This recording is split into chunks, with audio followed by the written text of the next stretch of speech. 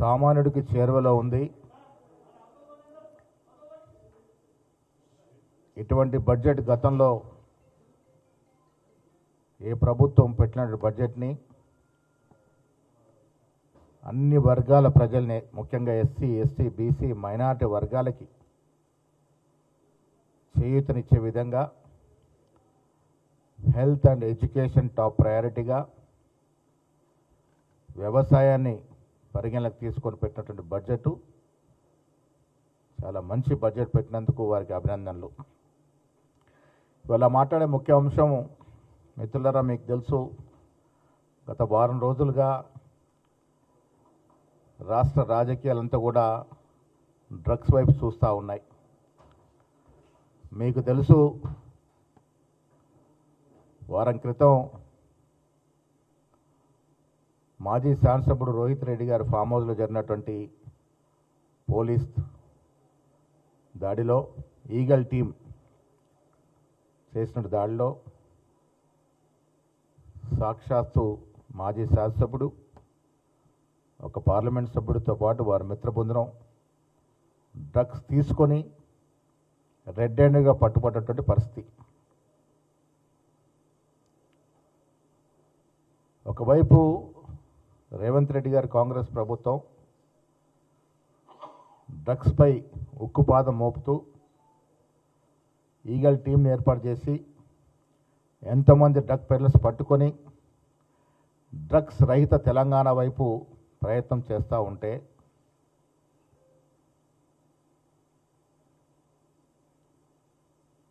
BRS యువ నాయకుడి batch అంతా కూడా ఈ రకమైనటువంటి డ్రగ్స్ కార్యక్రమాల్లో పాల్గొంటూ ఉన్నారు. గతంలో చూస్తే సాక్షాత్ కేటీఆర్ గారి ఫామ్ హౌస్లోనే డ్రగ్స్ పట్టుకోవడం, వారి సొంత బామ్మర్ది డ్రగ్స్ తీసుకొని దొరికినటువంటి పరిస్థితి. ఈయన దగ్గరి మిత్రుడు కేదార్ అనే వ్యక్తి దుబాయ్లో అత్యధిక మోతాదులో కొకాయిన్, హెరాయిన్ సేవించి మృత్యువాట పడ్డ పరిస్థితి. నిన్నగాక మొన్న రోహిత్ ఫామ్ హౌస్లో డ్రగ్స్ దొరికినట్టు పరిస్థితి. ఈయనకు అత్యంత సన్నిహితుడు మరో ఎమ్మెల్సీ పోచంపల్లి శ్రీనివాసరెడ్డి గారి ఫామ్ హౌస్లో కోడి పందాలు ఆడినట్టు పరిస్థితి. ఎటు పోతుంది యువరాజు గారు? ఈ రకమైనటువంటి చర్యలు ఏ రకంగా జరుగుతూ ఉన్నాయి రాష్ట్రంలో? ఏం మెసేజ్ ఇస్తూ ఉన్నారు మీరు?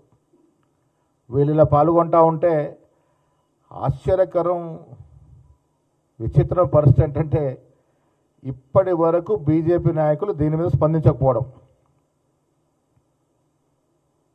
డ్రగ్స్ మీద ముఖ్యమంత్రి గారు ఇంత పెద్ద ఎత్తున పకడ్బందీ వ్యూహంతో డ్రగ్స్ని నిర్మూలించే ప్రయత్నం ఒకవైపు జరుగుతూ ఉంటే,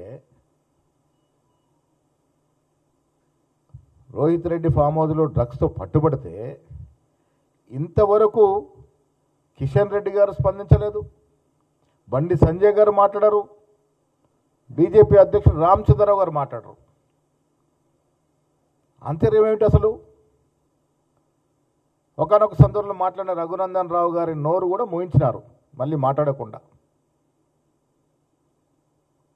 దీని అర్థం ఏంటంటే, మాకు అర్థమవుతుంది ఏంటంటే, గత సర్పంచ్ ఎన్నికల్లో కలిసి పోటీ చేశారు, పరస్పర సహకారం అందించుకున్నారు, మున్సిపల్ ఎన్నికల్లో సహకారం అందించుకున్నారు, ఆఖరికి డ్రగ్స్ వ్యవహారంలో కూడా కలిసి పయనం అవుతూ ఉన్నారు. అంటే దీని అర్థం, మేము చాలాసార్లు సందర్భాల్లో చెప్పినట్టుగా, బీజేపీ బీఆర్ఎస్ పార్టీ, బీజేపీలో బీఆర్ఎస్ పార్టీ విలీనమైనట్టుగా అర్థమవుతూ ఉంది. మౌనమే అంగీకారం.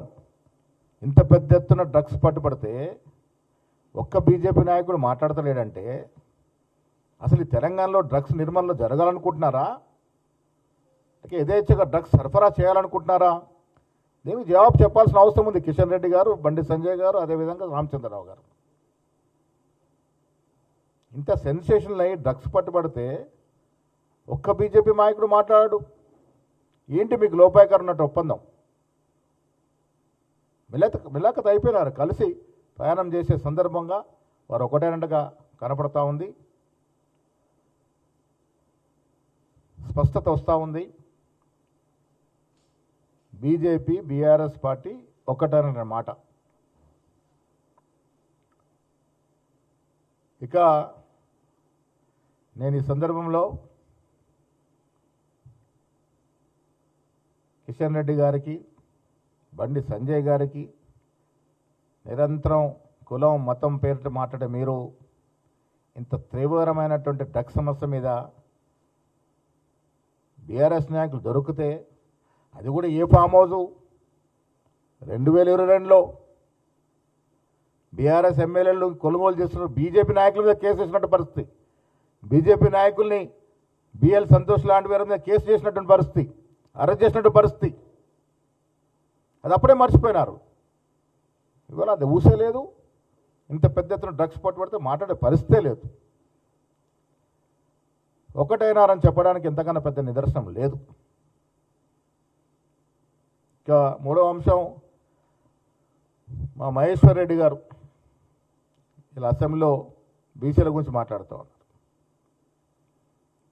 బీజేపీ నాయకులు బీసీల గురించి మాట్లాడితే హాస్యాస్పదంగా ఉంటుంది. మహేశ్వర్ రెడ్డి గారు మాట్లాడే ముందు వారికి 2-3 విషయాలు నేను గుర్తు చేస్తూ ఉన్నాను. బండారు దత్తాత్రేయ గారు తెలంగాణలో తెలియని వారుండరు. 60 ఏళ్లుగా